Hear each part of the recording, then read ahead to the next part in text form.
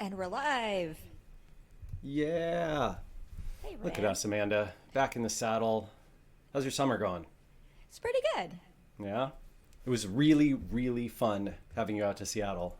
It was That kind of was so amazing. much. That was so much fun. Mm. You know, it's funny. I didn't even get to see your shed. Oh, yeah. Yeah. Interesting. Yeah, we just worked inside. Yeah. And having you meet Casey was great. I'm so glad that he's curmudgeonly, but I think he's also like surprisingly charming. He really is Yeah. the nicest I think you're both person. kind of the same. You both have that like, I'm grumpy, but also really kind. How Grumpy. are you not grumpy, Rand? I mean, do you want the real answer? I do. I'm curious. How do you stay not grumpy?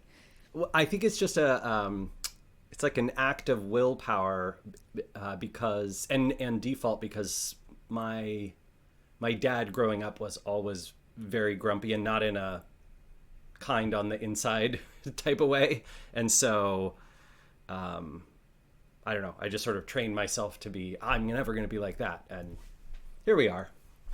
I think children are often reactions to their parents. So Yeah, I think that's true. that's that's where that lives.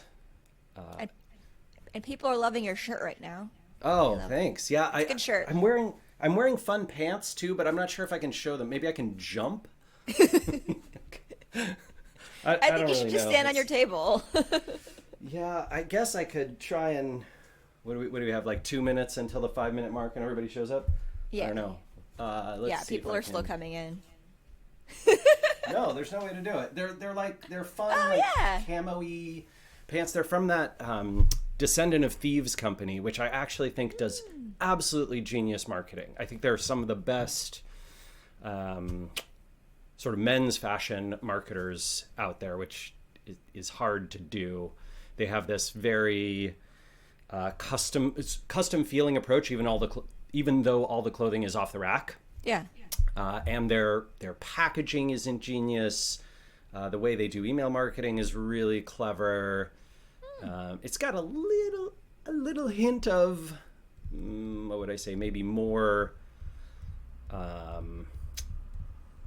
edgy masculinity than I would traditionally go for. But they also make. I mean, they make obviously quite, feminine-ish garb too. So. I like their stuff a lot. I think it's a great Nice. brand. I want to What go to is their it? store in New York someday, but haven't been able to yet. What is the name of the brand again? It's called Descendant of Thieves. And their Descendant of website's pretty cool too. So they do. They have a really clever copywriting team. I'm quite impressed by that as well. And then the packaging is just great. Like when things arrive, you kind of feel like you've uncovered something secret and special. It almost has that I don't know what to call it, like a 1960s spy, envelope inside envelope with like secret, labeling. Yeah, that's cool. Yeah, it's good stuff. I don't know how active they are on social media. I haven't followed them there, but their sort of traditional e-commerce campaign is impressive. I should study it more and maybe try and figure out what else I could learn from them. Yeah, and maybe they'll send you clothes if you give them, some SparkToro insights. The problem is my sizing is just the worst. I'm so weirdly tiny. Nobody sends me small stuff because they're like, "Oh, Rand, he looks like a normal sized human being." Man, he's not. I'm very, very tiny. I'm a quarter inch shorter than the average American male, and my shoulders are like 1/4 the size of most men. I don't know what it is. My husband's quite short. That's true. Yeah. Yeah. Ian and I could probably trade clothing, but that's about No, it. I did really well in Japan. Oh, yeah, yeah. That's Yeah, sometimes Asian sizes are, yeah, smaller. great. But Works yeah. great for me. I was like, I'm a medium in Japan. This is amazing. It's a good feeling. That's funny. I think I'm like a medium or large in the Philippines, Oh yeah, okay. even though I'm Interesting. 5'1". So Amanda, yeah. I'm really curious, especially since we're having this event about event marketing. Yes. And, oh man, sorry, there's a plane going over my head. I'm curious, would you tell us a little bit about your MozCon experience? Because you just went to your first in-person marketing conference, right? Yes. So one, it was my first ever marketing conference. Like I'd never been to one. I don't know. It just never occurred to me to go. Like I just didn't. You've been to think- lots of them virtually, just not Yes. in person. Been to a lot of virtual ones. This was my first in-person one. It was a lot of fun. It was, overall, it was actually a very nice reminder of how big the marketing world is, but also how small it is. Like it was just very refreshing to meet a bunch of friends who I had, just met online. Like Russ Simmons was there, and so I met him for the first time in person, and that was lovely. Ari Jabwali, of course, Aleda Solis, who I almost fainted. I was like, oh my god, it's her. My microphone is being weird. Oh yeah, I'm getting that I too, don't- actually. Well, no, why? Yeah, you're coming through my left speaker. I don't know why it's like that, and there are Huh. no settings that I can change here. Yeah. So that's going to be how it is, and I'm sorry. It's cool. I will Yeah. I will be stereo for both of us. Okay, good. I don't know why. I mean, we'll have to figure it out. And then what else about MozCon? One last kind of thing. I guess one thing I really like, both as a speaker and as an attendee, is that there are only main stage sessions. Yeah. I really like that. I think it's tough when, those traditionally conferences have multiple tracks where maybe there's like an SEO track and there's a growth marketing track or whatever that might be. Could be, in any industry. A challenge that I've had as an event organizer has been, well, how do you divide these? How do you decide on the tracks? How do you divide people up? But then also, how do you kind of sell people on it? Like it's a little, I mean, in my opinion, I think it's really hard to ask a speaker to speak at your event and then say, oh, we're going to have 1,000 attendees, but you're going to be in a breakout session with 3 other competing tracks. And then if you're a speaker, you kind of do the math of like, okay, so maybe 300 people will attend. That's nice, but it's also a big ask, right? Speaker has to put together their slides, practice, all that stuff. I spent a lot of my early career speaking to rooms of 25 to 100 people in breakout sessions and sharing the stage with like 3 or 4 other speakers. So, Yeah. I mean, I'm going to actually talk about this in the presentation. Yeah. So this is a good warm up. But when I designed MozCon, I specifically wanted exactly the experience you're describing. And that was part of why I was like, I want single track. I want everyone to be a keynote. I want every speaker who gets up there to feel like this is the opportunity of a lifetime. They're in front of 1,000 people. I want that stage to feel like you are at, TED or speaking to the United Nations or, I want this to feel like a big experience. And I think that reflects back to the audience as well. Yeah. And one of the challenges I have, I don't think this can happen virtually. I really don't. I don't think there's a way. I mean, we have regularly SparkToro hours, right, which you're all listening to right now, joining, and we're about to kick off. But we regularly get between 500 and 1,000 folks here, and I love the energy in the comments and the chat, but it's the opposite feeling. It feels intimate and sort of warm, and you get like Amanda and I's personality. You get the personality of a lot of folks in the comments. You can kind of see people in. I see Lisa in there, right, who I've seen a few times, which is lovely, and like that's a wonderful thing, but it's a totally different experience. It doesn't have that, oh my God, concert hall, massive stage, huge production. This clearly cost $1 million to put on, that kind of thing. Totally. And in this case, like, people are in our homes, right? People see the mess behind me. People will see that I'm wearing camo leggings. Camo. Never wear this at an actual conference. Yeah.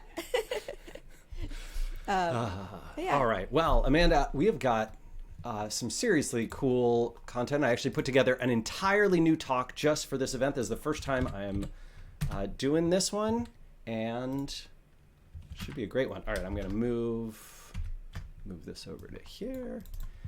And let's see, how about we share screen? Oh, Amanda, the two questions we always get asked, what are those two questions? The first question is, will we receive the recording? Yes, I will personally sell it to you. No, we the replay will be available on this page as soon as it's done, as soon as we wrap up. And then Crowdcast will send you an email with the slides, along with maybe an update on the next office hours. So keep an eye out for that email. Usually will come later today or tomorrow. But yeah, the replay will be available instantly. Awesome. And what is our hashtag on Twitter? And our hashtag is hashtag SparkToro Hours. So if you want to follow along, share notes with Twitter or, wherever you post on social media, you can use SparkToro Hours. Yep, we check it out on LinkedIn too. Yeah. Sweet. All right. Click here to close message. Hide this guy. So my goal today is to help build better events of all kinds, digital, virtual, live, in-person, recorded, all of that stuff for your audiences. And to do that, we need to gain a deep understanding of what works for those audiences. I want to be clear, I'm not a professional event manager, but I have run many events of many kinds and built several over my career, and obviously spoken and participated primarily in the marketing universe, but thankfully I've had lots of opportunities to speak outside of that in sort of government and NGO stuff, and in a number of industry events too. So let's kick it off. All right. So I think this is one of the frustrating things that you have to deal with as an event marketer or an event creator of any kind, which is supply and demand do not match in this field. So this is a search for digital marketing events and digital marketing conferences, and then marketing events, which is, right, this is search demand for actual events. This one is search demand for learning how to market events. So event marketing and marketing events. And yeah, that's tough. What about webinars? Webinars on marketing or SEO or sales or CRM or emotional intelligence or anything you can think of. The demand, my friends, unfortunately is not there. There are not people seeking out the thing that we are all creating, whether that's webinars or live streams or in-person conferences. It's just hard, right? It really is tough to be in this field. You have to generate demand. You can't just serve existing demand by being present in these places. And even more infuriating than the demand side is the supply side is huge. It doesn't matter what region you're in, you can search for, Google's got this nice event search engine now. If you search for an event in your area or any other area, you will see massive numbers of both offline and online events all competing for your time, usually multiple per day. If you scroll down here, you'll see tons of them just in July and August, just in the Seattle area, just focused on digital marketing. Whew, that is hard. And so, if we're going to do well at this, right, we need great answers to questions like, why? Why should someone pay money or sacrifice their time to attend this event? What is in it for them? This is obviously a question we have to answer with every edition of Office Hours that we do. Why this event instead of hundreds of other options out there? These have to be ludicrously clear as well as having great answers, right? You can have great answers that are hidden and then people won't know about them. The only way you're going to do this successfully is if you actually sell and market the answers to these questions publicly. And then the third one, of course, really tough, is how are you going to reach the right audiences with those messages, with the pitch for your event?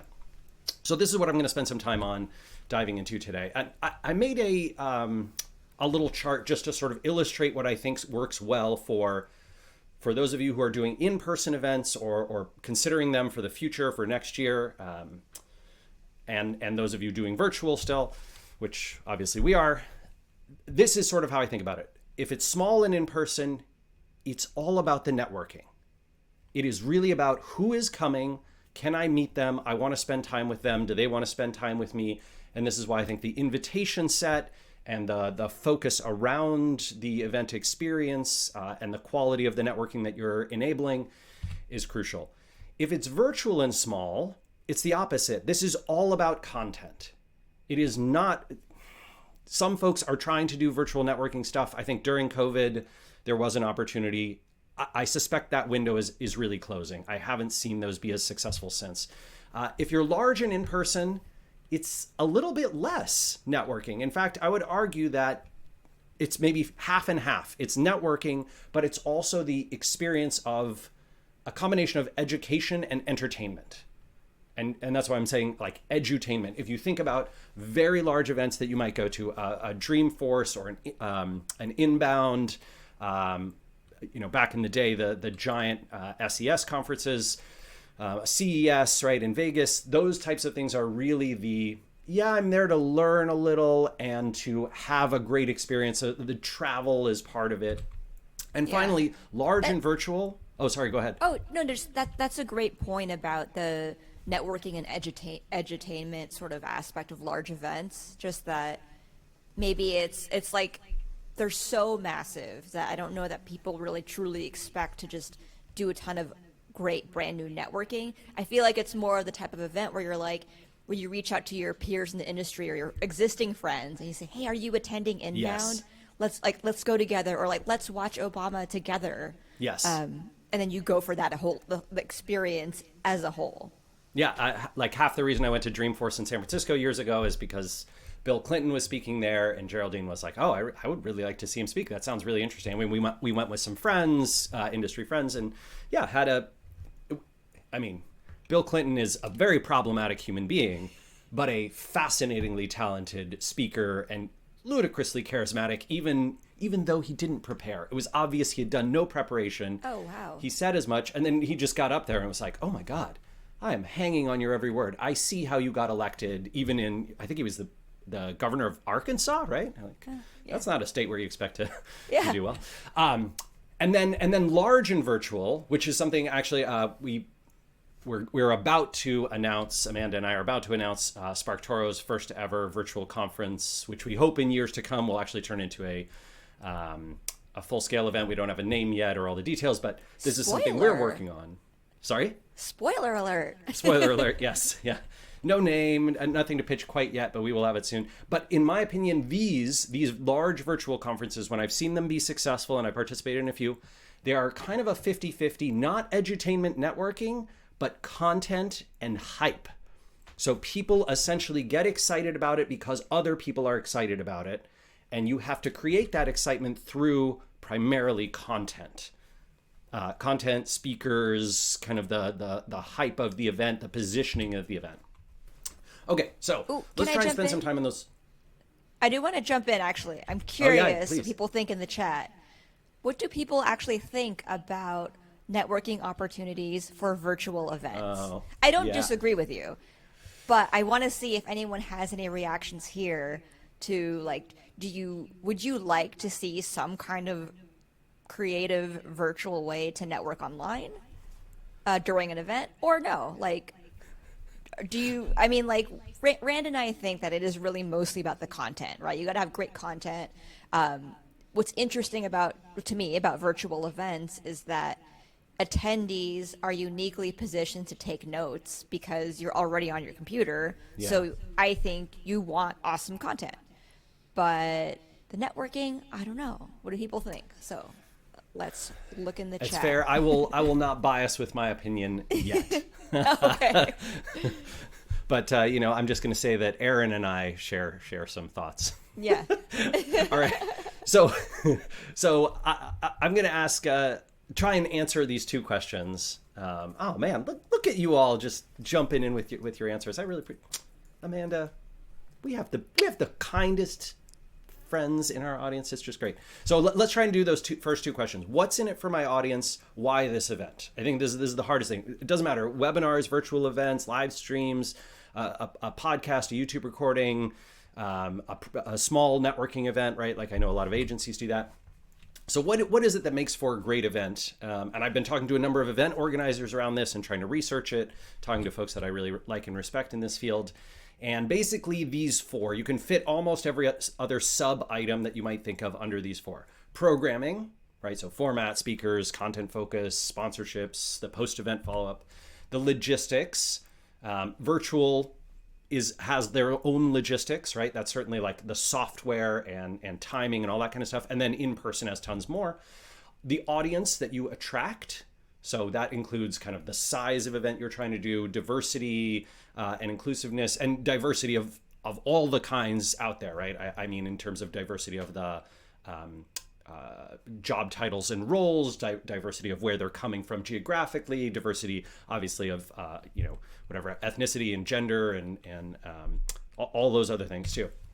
And then management, which is kind of the event tech or on-site or offline, on-site or online, health, safety, et cetera issues. And there's kind of three jobs here. Sometimes I suspect many of you who are doing events for your companies or doing them for your clients' companies, you are doing all three of these. But when you're running a big event, like when we ran BossCon, it was sort of three jobs. So my job was the strategy, choosing the right audience to serve, and the event positioning. In fact, in a way, that's still sort of what I'm doing at SparkToro with things like office hours and this upcoming conference, right? I mean, Amanda and I are tag teaming on both of these, but the organizer's job, right? So this would be like, for MozCon, it was someone like Charlene, but, event organizers, the folks who put those together, it's really creating that product. And events are a product. Everything that you can think of that you might do for a software product or a physical real world product, you do those same types of things: design, creation, marketing, thoughtfulness in the event itself. And then finally, the marketer's job, which is to promote that event to the right audiences with the right message in the places they already pay attention. I mean, you can kind of take this slide and say like, all right, that's the job. That's what I have to do. It is much easier said than done. But if you don't get one of these right, like if you just start marketing an event and you don't have the strategy and you don't have the right product and it doesn't all align, you're going to be in a very bad place, friends. And I have seen a lot of events. I have been to and spoken at a lot of events that did not nail this. And so there was misexpectations from, the organizers, there were misexpectations from the speakers, there were misexpectations from the audience. It was really clear when that through line exists from all of these, you can do amazing things. It won't guarantee it, but it will enable it. So let's imagine that we're in the packaging design universe, which many folks are like, oh my God, that's a boring industry. Like packaging design, it's a relatively small niche industry. I was helping a SparkToro customer who's in this field and specifically in the EU. And it was like, okay, well, let's do an event for packaging design professionals. This is a terrible strategy. Awful. This is not a strategy. It contains none of the aspects. And so if you hear this, right, if you say to your boss or your client or your team, hey, tell me what kind of, what's our event strategy? Well, we want to be the best event for XYZ professionals. Awful. Why? Why is this so bad? This audience is way too broad.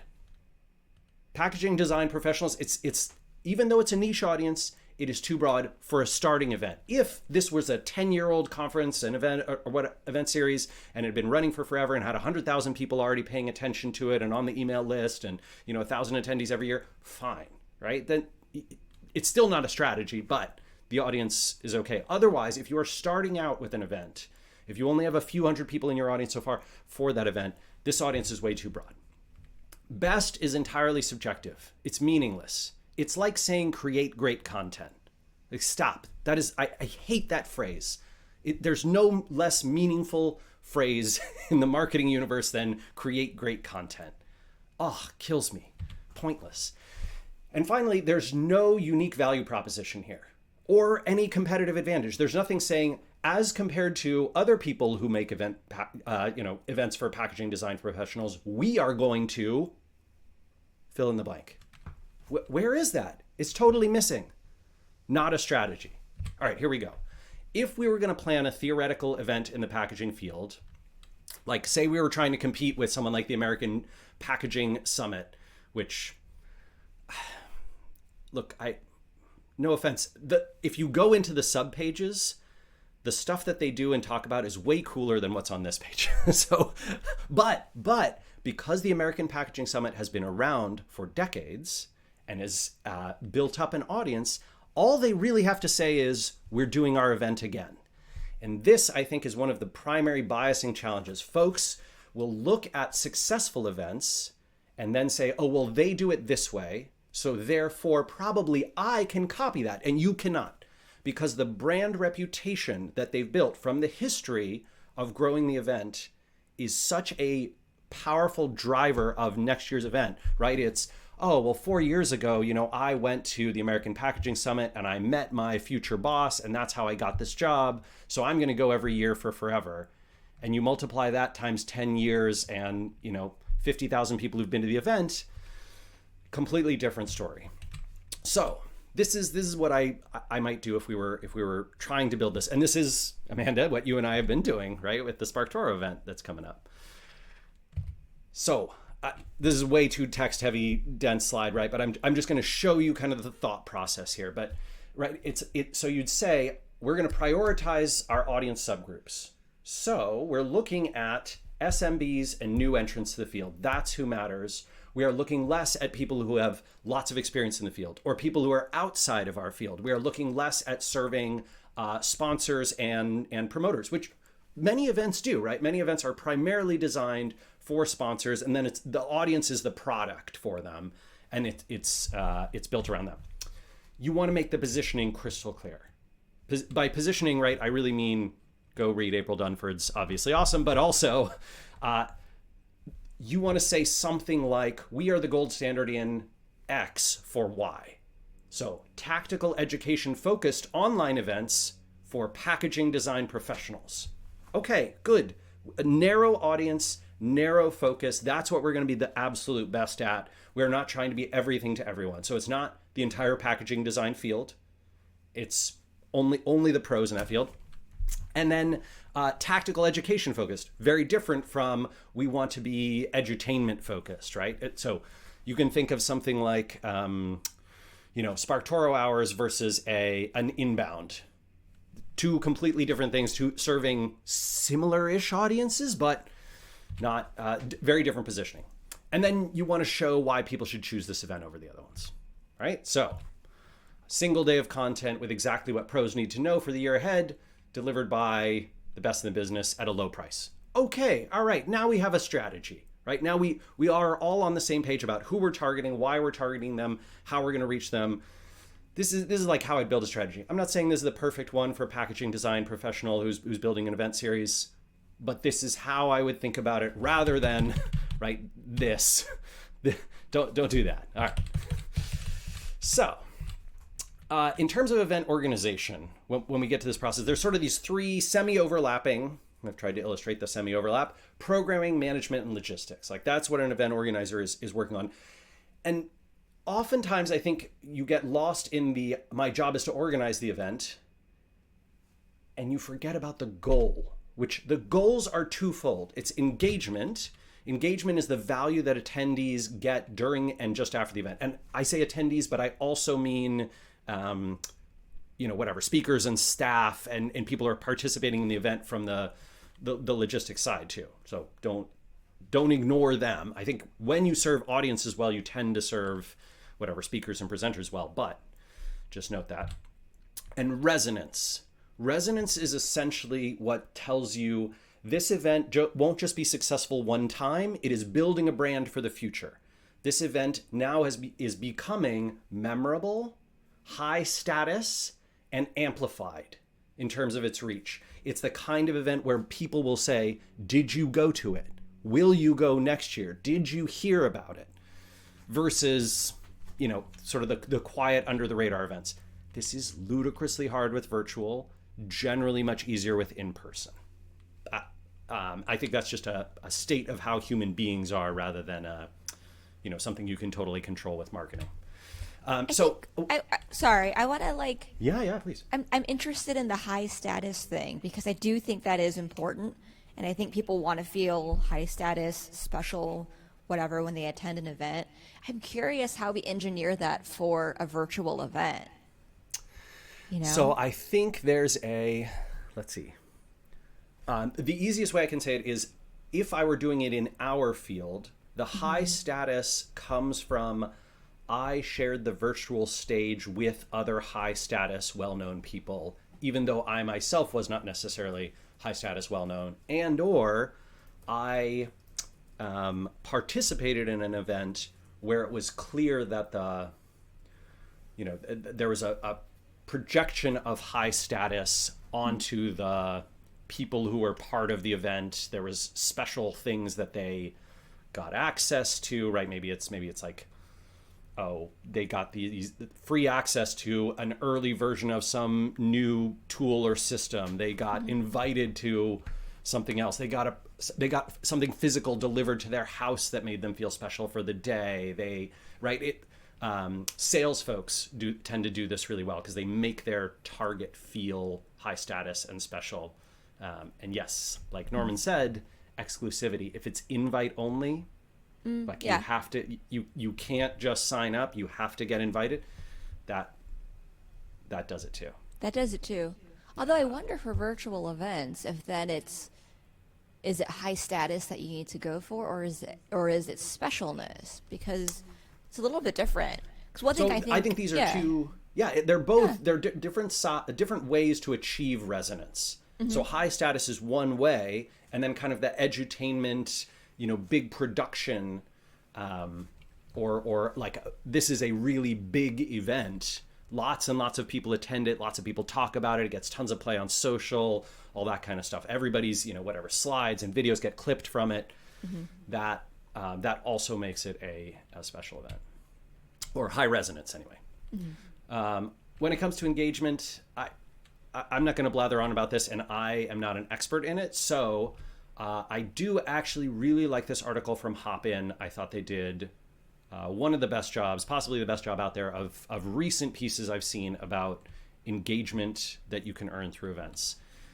The sad news is, when it comes to resonance, for whatever reason, I feel I trolled through like all of Google's results. I've been looking for years for someone who's written something good about this. I have never found a single article that I like enough to recommend to you on how to make events memorable after the fact. If someone who's on this webinar would like to write that piece and be like, oh, I got you, Rand. Like, please, yeah, hit me up. Like that would be great. I'd love to share something with folks. I do have a few quick pieces of advice on this from high level strategy stuff. My best advice, right? Basically, get someone you trust who doesn't work for you or the event to go talk to your attendees about your event versus others. When I ran MozCon, I never got honest feedback.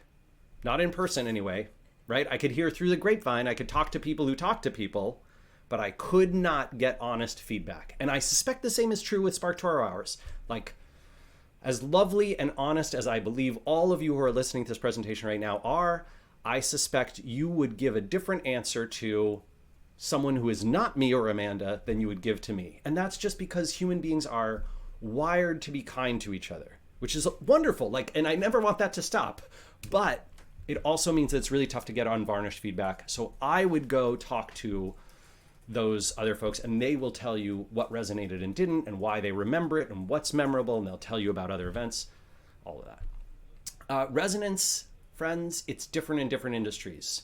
You cannot, I shouldn't say you cannot, sometimes you can, but you shouldn't assume that you can copy and paste a great marketing event into real estate or travel or packaging design, or the inverse. So if you've seen something that works really well, you can take inspiration from it, but it is not a copy and paste process. I've been to plenty of events that have tried to do that. They've taken the travel world. I went to an event, what was it, T-Bex? Maybe it was something else. A travel event that I went to in Vancouver a few years ago, and they were sort of trying to replicate the experience of a big conference that they had done, that the organizers had put together in another field, which I think was it was the food and beverage industry. And even though you'd think there'd be overlap, it did not go well. It was not great. There were lots of things that were awkward about it. They tried to do a million breakouts, which does work well in food and beverage because people are so specific to the things they're interested in, but less so in travel. And finally, number 3, new is really powerful. Brand is also extremely powerful. And the third one is stories. So if your event tells a new story, from or about a brand that people already know and like, recall, which is what leads to resonance, goes way up. That would be where I'd suggest. Okay, how are you going to reach that right audience? This is the third question, last one. So Amanda and I sort of put together this giant layout. I'm not going to go through every one of these, but you can kind of use it as when I'm marketing my event, online or offline, small or big, there's your existing audience. That's people like who's on your email list already, who already follows you on social, who already is reading your blog, et cetera, et cetera. There's digital advertising. Unless you have a very large budget or a lot of money to blow for some reason, I am not a huge fan of this for most events. There are exceptions, but most events I'm not. If you're trying to sell out a Bruce Springsteen concert, which I don't think there's any demand side problems there, it's supply, then digital advertising might work. But if you're trying to sell a real estate conference to real estate professionals, right? Or the packaging example, like I'm sure there are a lot of or a handful of trade publications where it is worth getting a full page ad for your event. Yeah, totally, right. Especially if you would prefer to just pay rather than do the kind of creative how could we work together thing, which you can do both, right? Yeah. Do a sponsorship and do, yeah, that's a good point. Other people's audiences. So speaking of trade publications, you can find folks who are influential on social in this field. You can go find email lists that reach them. You can find speakers' channels, right? They're, reach out to your speakers and be like, hey, here's something for whatever, Twitter, your YouTube, your Facebook, your LinkedIn, your TikTok, your et cetera, et cetera.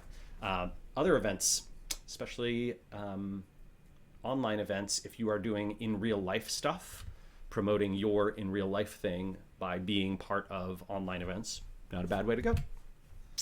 And last but not least, PR and media. There's lots of options here as well. So you've got a big set of options. Your job as an event marketer, right, is kind of choose which one of these to invest in, prioritize them, figure out what's going to work for you in your field with your audience. I am going to give the same advice that I give around a lot of content marketing stuff in the event marketing field, which is to not assume customers of your product and event attendees are the same. Many folks do this, especially those of you in B2B. We have this problem where we think of our audience as people who are going to buy our product. That's not the audience. Event audience falls into these four groups: current customers, people who bought from you already; potential customers, people who hopefully will buy your product or service; the amplifiers, those sources of influence; and then the broader community. That's your potential attendees in the event world, right? And they may be people who consume content or follow sources, but are not actually influential themselves and would never buy your product or service. And so you're not used to speaking to them and reaching them. This gets a little tougher, right? If you ignore these people, put all your energy into those, you're going to have a tough time with event marketing. At least you're not going to reach the audience who could. Yeah, or this to me is also the difference between a user conference and a bigger conference, right? The difference between a user conference, like what I think Slack has one, the Frontiers conference. They still have that. That's their user conference, and that's fine, right? That is specifically for customers or potential customers of the software. But then you have like a Dreamforce or Inbound, where it's for the potential amplifiers and the broader community. A lot of value in that. And then when you think about, influential tech conferences, those are the ones that you think about. Yeah, absolutely. I mean, so what's really interesting, so Shane in the comments is saying I really remember the events where I came home with new ideas I could put to use. And I have a weird theory that many people remember those events where they got new tactics, new tools, new tips, much less than the ones where they were edutained and then, as you point out, Shane, had great networking. Mm-hmm.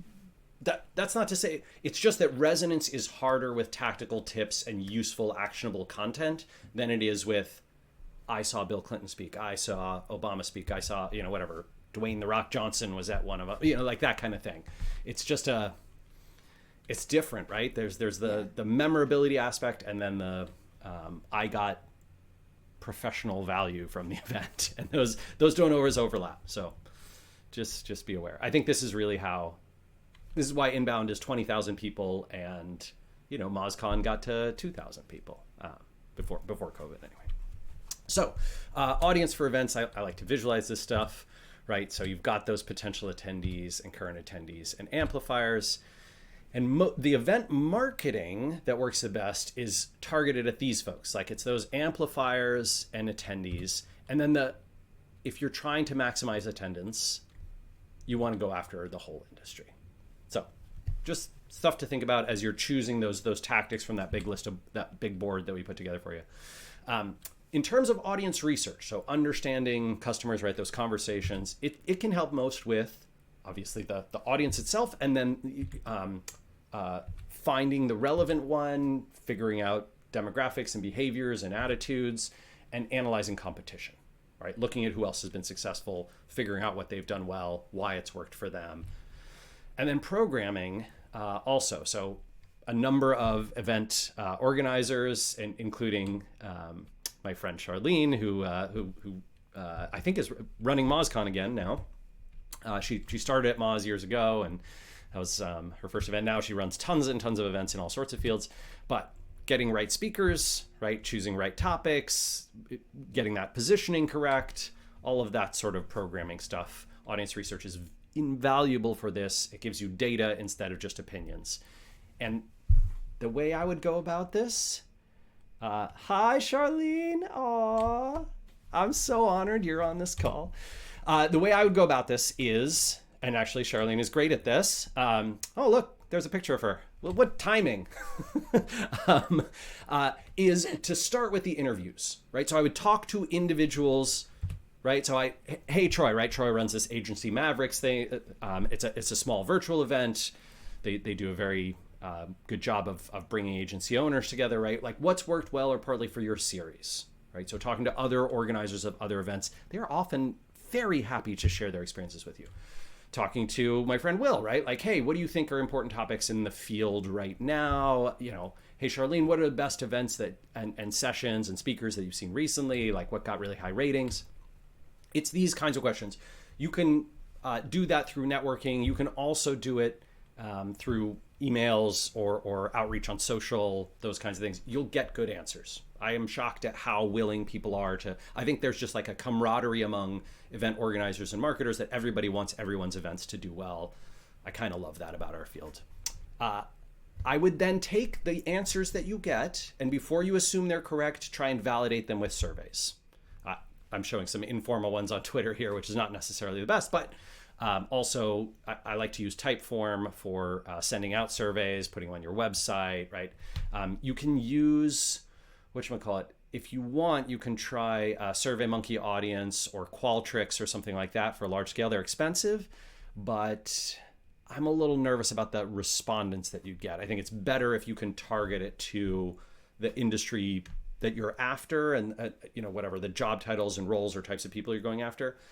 If I were running San Diego Comic-Con, maybe then I would think about using Qualtrics or SurveyMonkey Audience or something broad like that. On-site works fine too. I think this can work really well if you already have a smaller event series and you're leading up to a big one. So this might be something that we would do on SparkToro around office hours leading up to our like bigger conference, right? As you put kind of a type form that happens after or during the process that you're in on the website. That works great too. And if you have emails, you can ask directly. You can even grab 500 of your contacts, put it in a BCC, send it out, get one-to-one responses. Might take a while to reply, but this is a process that we've done at SparkToro. I've done a few times, and yeah, it's been pretty helpful for us. So what this gives you is audience attributes. How do people describe themselves? What do they talk about and have interest in? Who do they pay attention to? What are speakers and content and events that they liked in the past? And you can use that data for all those things that we talked about: the competitive research, what other hashtags do people use that I participate in, who do they follow on social, right? So if I'm in that packaging design industry, I can see that people who use the hashtag packaging follow these sources. And essentially, this is exactly the places that I'd want to work with to broadcast the event. This is where I want to do my PR, advertising, sponsorships, co-marketing, whatever I'm doing, all my outreach, because these people will reach a high percentage of the people that I need to reach. And this is also kind of a, if I've done the filter to individuals instead of organizations up in the filters of SparkToro. And this is essentially showing me people whose profiles include packaging design. What do they engage with most? Who specifically do they engage with most? And yes, right? Like Jessica, Eric, Joanne, Debbie, that's probably who I want to invite to at least participate or amplify. Maybe they're my speakers too. Maybe they're my creators for the event of some kind. Maybe they're on my advisory board for the event. Whatever it is. This is essentially saying these are the most followed people by these types of professionals in this field. That's what I'm going after. And what I like about this approach, you don't have to use SparkToro, right? You could troll through it manually on LinkedIn or Twitter, or use a tool like Follower Wonk, right? Which is great for sort of Twitter bio searching. Twitter's own search is terrible. You get data about the whole market, not just the people that you reach and know, which is great. So I like this because it lets you sort of market beyond those just, running ads or the existing lists that you've got. You can kind of reach the broader field. All right. SparkToro Fest. This is one of our naming convention ideas, Rich. So you're not on there, or you're not wrong there. All right. So event marketing flywheel kind of works like this. If you've seen people in event marketing industry do it, this is probably quite familiar. You go find sources that reach the audience. You try and provide some value that earns their attention, wow them, right? And bring them to your event page. So you are doing essentially marketing with the event page being the call to action that you're driving everyone toward. That can be what's frustrating is a lot of CMOs and event marketers will be tasked with, I need to prove that this source sent it over here, which you shouldn't worry about. You should not do. If you're a guest on someone's YouTube channel, if you mention their your event on their podcast, you'll never see that analytics. Like it's nearly impossible to track unless you do time series stuff and there's a live broadcast. But I would ignore that. I would not worry about the attribution. I would worry about getting the message to the right people. And the idea is that you're turning other people's audiences into your audience. I think this is how slowly but surely you build up a great event. All right. The idea when you're doing this outreach, when you're finding these sources, Amanda, you and I talk about this all the time. I think I build this slide for like every kind of marketing I think of because it's just how great marketing gets done. I want this person or publication source to amplify my event, to talk about what we're doing here. What could I do that would get them to do that? What's the thing, right? What's the thing that's going to trigger that action? Could I invite them to speak or send a speaker? Could I be a guest on their podcast? Could I be one of their webinar speakers? Could I sponsor their email newsletter? Could I publish research they'd cover, run a joint survey with them, get quoted in one of their articles? Like, this is the stuff, right? That's the meat of the work. And this is not easy, but because so few people invest in this, and most people just throw money at Google and Facebook, it's less competitive. It's also way higher ROI. So we are a little low on time. I have a story. I was going to talk a little bit about the story of building MozCon and how we did that, specifically talking a little bit about the kind of resonance that was built up through doing things differently, which I can do, and I'd like to, but I would also love to do some hands-on examples for folks. Amanda and I would love to help you out. If your company is planning to run a mastermind group, a concert, a trade show, a training seminar, a live stream, whatever, if you in the comments want to tell us three things, like what kind of event you're trying to build, who it's for, and your primary goals, right? So maybe you're trying to actually make money from the event. Like Okay, that's one. That's a very different goal from we're trying to do lead gen for our product, or we're trying to build our audience over time and build our brand over time. When we talk about, we mentioned them a few times, but HubSpot's inbound, I mean, you could see in their financials, they lose millions of dollars a year running that event. Like $4 to $7 million a year they lose running that event, maybe even more than that. Why? Why would they lose money on an event every year? It's because they think of it as an advertising and brand building expense. And I would argue it's a superb one. But super different goal than, hey, we're going to run SparkToro office hours, or the packaging design folks are going to have a live stream about, an award show for the latest packaging design professionals. Really, really different. So if you'd like to share these with us, go for it in the comments. And in the meantime, I'll give you a little story time. So I don't know that, probably not a lot of folks know this. So, MozCon, before I left the company, was about, it was around 2,000 attendees. It was a live event every year in person at the here in Seattle, where I started the company. And when I got into the industry, one of the first things that I was doing was going to a few conference series, right? So Search Engine Strategies, which was owned by Google's now search liaison, Danny Sullivan, back when he was like industry side. And I think he sold that show. That show kept going. He started a new series called SMX. So I was going to a lot of those events and others in the field, some regional ones too, SEM PDX in Portland and a bunch of others. And those events were 24 white dudes on stage, sometimes one woman, usually panels, right? So you'd have panels of 3 or 4 people who'd present for 12 minutes on a particular topic in the search marketing field. And they'd be in breakout rooms. Then there'd be maybe a keynote, oftentimes from someone at Google or Yahoo or Microsoft Search, because those were still big back in the day. And then a big trade show floor with a lot of booths where people were selling things to each other. So old school conferences, right? If you think of like, what did 20th century American conferences and events look like? This was quite similar. In fact, the only event I ever went to in the 90s was a dental conference for professional dentists and orthodontists. And this, those early events were like this. When we made MozCon, the very first MozCon was one speaker, me. It was about 250 attendees. Because I had dropped out of the University of Washington, but I applied to their alumni thing to get special discounted rate on using one of their classrooms for the event. And it was me for 7 hours talking about SEO. So every session was just Rand is going to present on keyword research. Now Rand on link building, whatever it was. But that event grew up.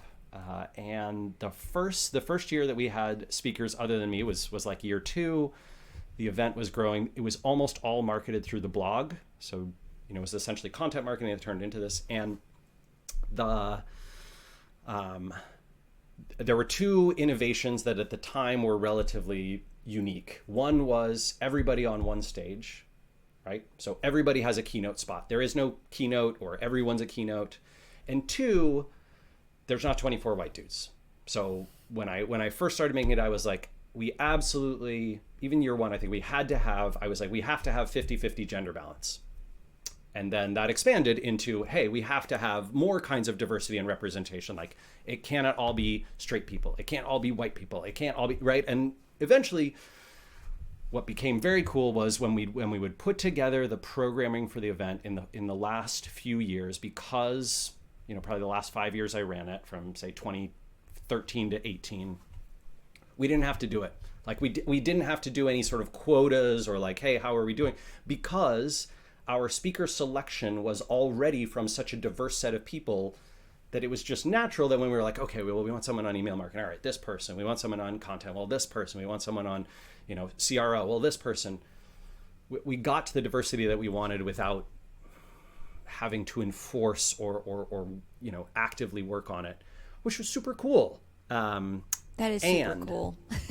And I can tell you that it had lots of pushback. So today, a diverse event is not that surprising or revolutionary, and it wasn't surprising or revolutionary. It was just, there were lots of people who were either some degree of uncomfortable with it or thought it was unnecessary. So I remember talking to, I won't out who it is, but like a close friend who builds another conference, who was like, the quota thing doesn't feel right to me. Like, I don't think it's right to enforce a quota. It feels unnatural and awkward. Like, whatever it is, how would people feel if they knew they were selected just because of their gender identity or their whatever ethnic background or those kinds of things?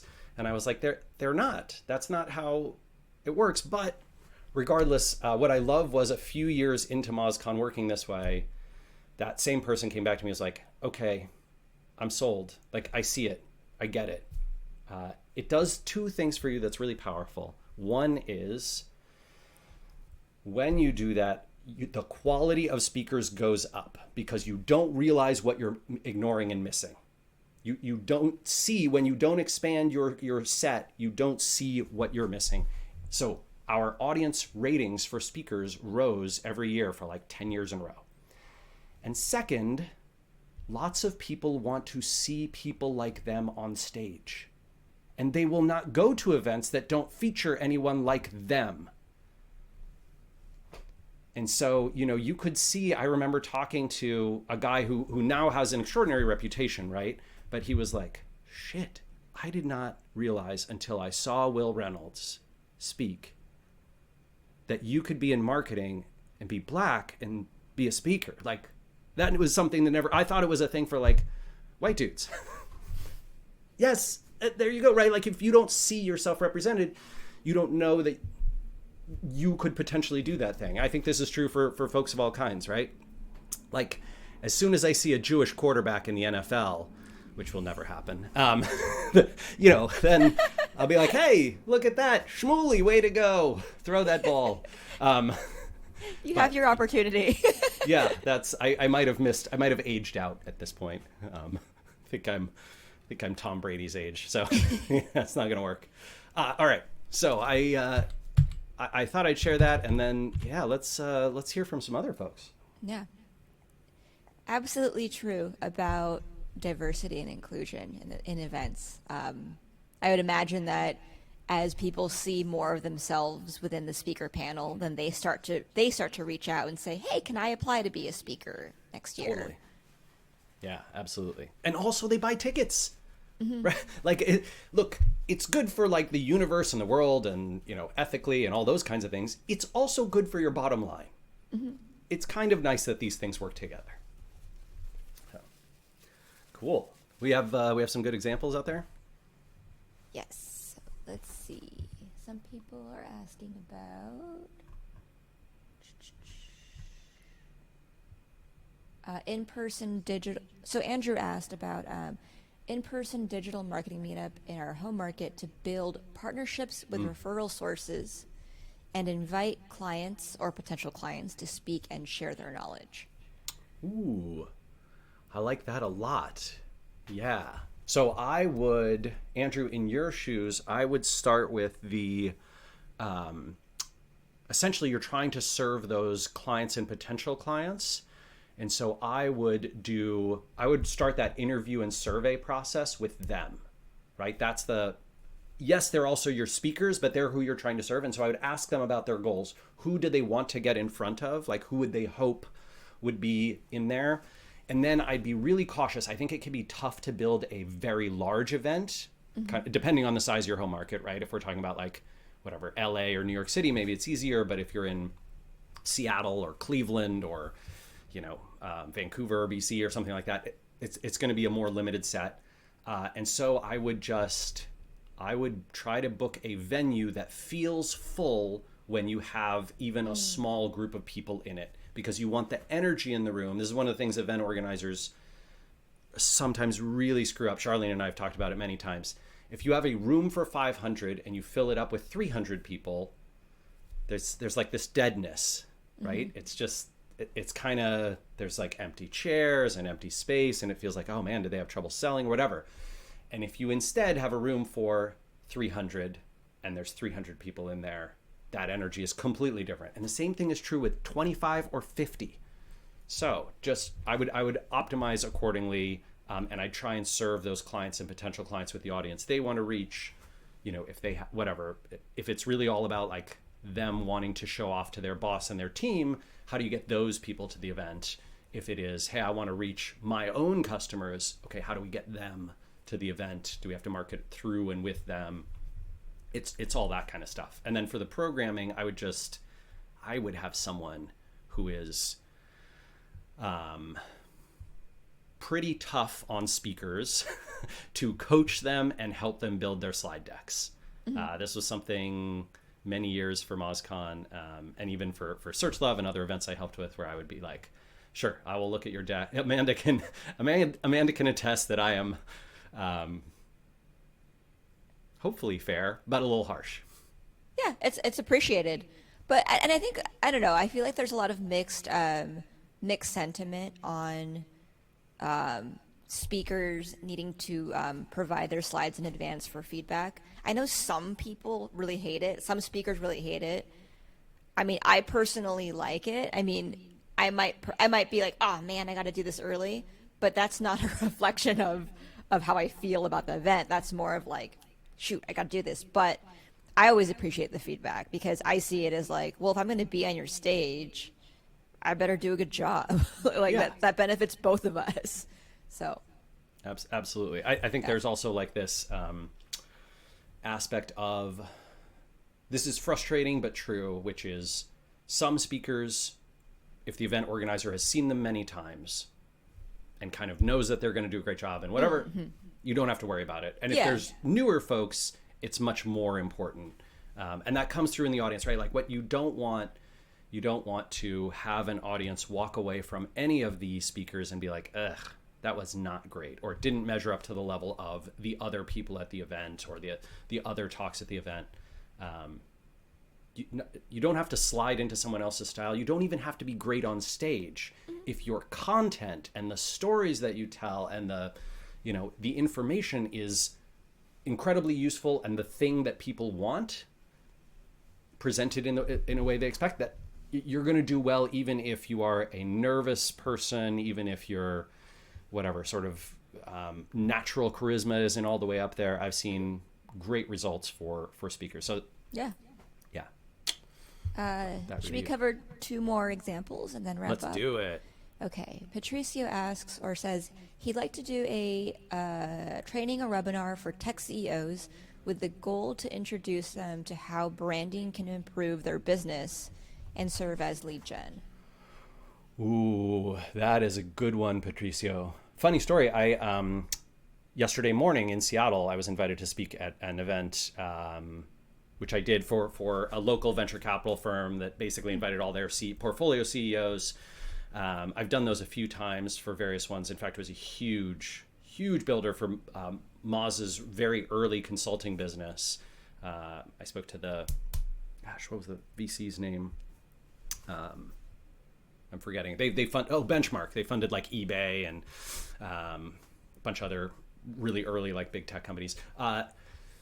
So I think it's very hard to get in front of tech CEOs to get them to come to anything. It's just because they generally speaking have low bandwidth and also low belief in the ability of an event to level them up, but they're very networking focused.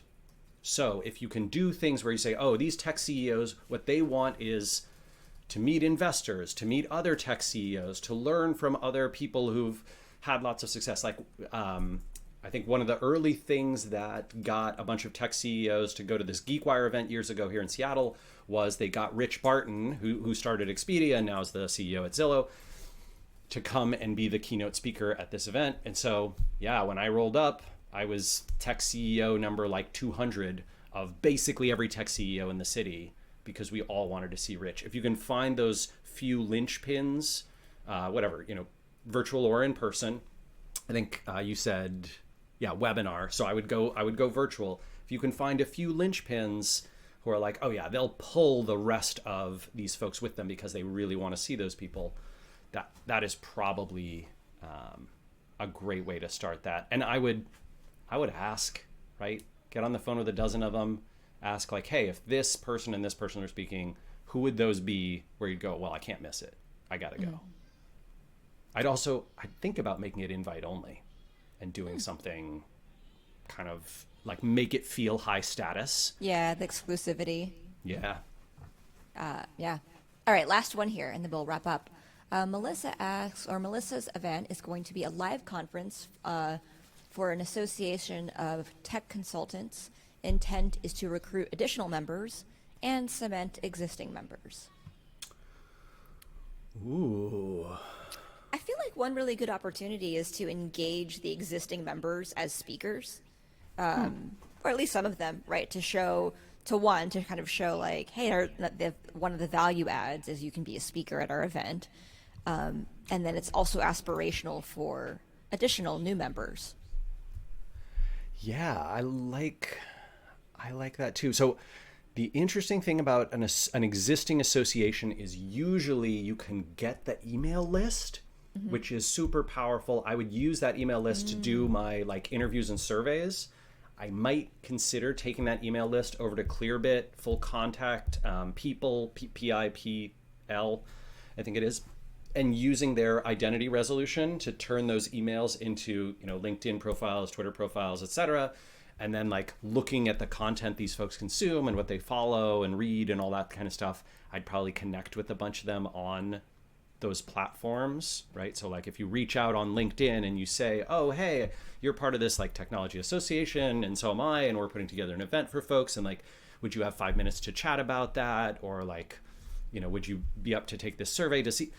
You can start to get that almost the association itself feeling like they're part of the programming, and then they're going to want to go more, which is helpful too, right? People are attracted to things that they feel like they participated in the creation of.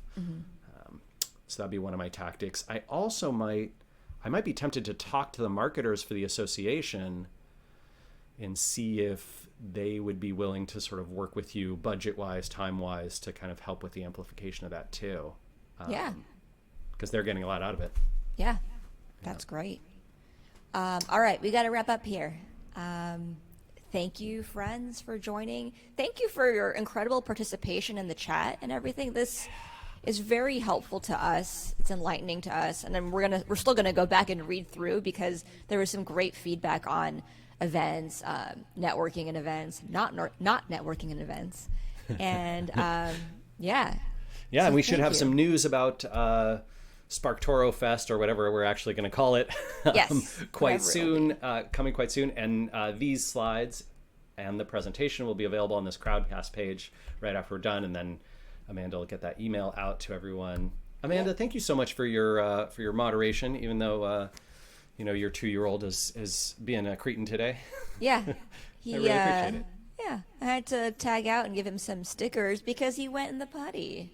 Yeah. That was his reward. I mean, if only we all got stickers for that. I would have so many stickers. Alrighty, friends. Thanks for joining us. Take care, everyone. Bye. Bye.